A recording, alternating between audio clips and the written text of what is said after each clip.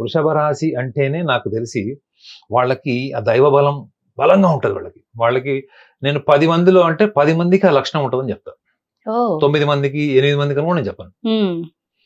ఆధ్యాత్మిక లక్షణాల్లో వాళ్ళకున్న గొప్ప లక్షణం ఏంటంటే వాళ్ళు దేనికి కరగరు, ఒక్క ప్రేమకు తప్ప. అంటే మొండిగా ఉంటారా? మీరు ఎంత మొండివాడినైనా, జనరల్ గా వృషభ రాశి వాళ్ళ గురించి ఏం చెప్తారు, వీళ్ళు మొండి వాళ్ళు, సరళత్వం ఉండదు అంటారు. సరళత్వం లేదంటే ఫ్లెక్సిబిలిటీ ఉండదు అని అర్థం. వీళ్ళు మొండి వాళ్ళు, వీళ్ళకి సరళత్వం ఉండదు, ఏకపక్షంగా చూస్తారు, అన్ని మానసికంగా అనుభవించుకుంటారు, మానసికంగా వీళ్ళు కక్ష సాధింపు చేస్తారు, వాళ్ళకి నచ్చేలాగా ఉండకపోతే వాళ్ళు ఏమన్నా చేస్తారు. ఇలాంటి రకరకాల లక్షణాలు మీకు అసుర రూపంలో రాసి ఉంటాయి. వీళ్ళు అంటే నెగిటివ్ పాయింట్స్ అనేది రాసి ఉంటాయి. చూడండి, వాళ్ళు ఎంత కలిసిపోయినట్టు వ్యవహారంలో మొండిగా బలంగా నాటుకుపోయి ఒక దృఢ సంకల్పంతో ఉన్నారు అనే వాళ్ళందరూ కూడా ఈ వృషభ రాశి వాళ్ళు. దృఢ సంకల్పము, పట్టుదల, ఇవి రెండు వీళ్ళకు ఉన్నటువంటి గొప్ప లక్షణాలు. ఈ రెండు లేకుండా మీరు వ్యవహారంలో గెలుస్తారా? వ్యాపారం చేయగలుగుతారా? మీ విద్యాభ్యాసం గడుస్తుందా? మీ ఉద్యోగంలో ఉన్నతమైన స్థాయికి వస్తారా? ఒక బలమైన దృక్పథం లేకుండా ఒక అమ్మాయి ఒక అబ్బాయిని ప్రేమించింది, ఒక అబ్బాయి అమ్మాయిని ప్రేమించారు, వాళ్ళ మీద రకరకాల వివాదాలు వచ్చినప్పుడు కూడా ఆ వివాదాలన్నీ పక్కన పెట్టి వాళ్ళకు ఉన్నటువంటి సొంత ఆలోచనతో పరిశీలించాలంటే ఏముండాలి? మీకంటూ ఒక వ్యక్తిత్వం, మీకంటూ ఒక బలమైన వ్యక్తిత్వం ఉండాలి.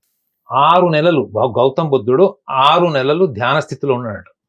6 నెలలు 6 నెలలు ధ్యాన స్థితిలో ఉన్నాను. గమనించింది ఏంటి అంటే మన జీవిత సారాంశం అంతా కూడా మనస్సుని శుద్ధి చేసుకోవడమే అని చెప్పాడు. The whole essence of life is to purification of the mind.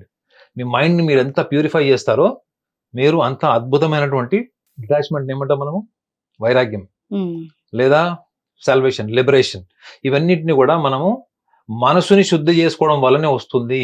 అంటే పండుగల టైంలో ఇళ్లను శుద్ధి చేస్తుంది తెలుస్తాం, చూస్తూ ఉంటాం మనం. కానీ ఇళ్లతో పాటు ఈజీ కంటికి కనిపిస్తుంది. అసలైన శుద్ధి మనలో జరగాలంటున్నారు మీరు. ఆధ్యాత్మిక జ్యోతిషం అంతా ఇలానే అదే చెప్పు.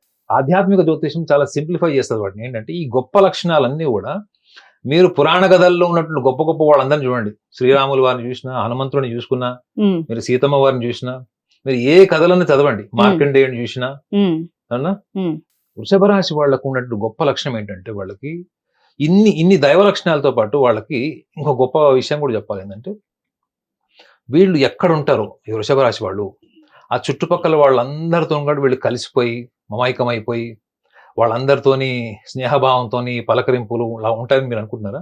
అవును, ఎందుకంటే వాళ్ళలో ఉన్నవన్నీ దైవ లక్షణాలు కదా, కాబట్టి వాళ్ళందరితో మంచిగా ఉంటారు. రివర్స్ ఇది ఏంటి చెప్పండి, వీళ్ళు ఎవరితో కలవరు, కానీ అందరు వీళ్ళు కలవడానికి ఇష్టపడతారు.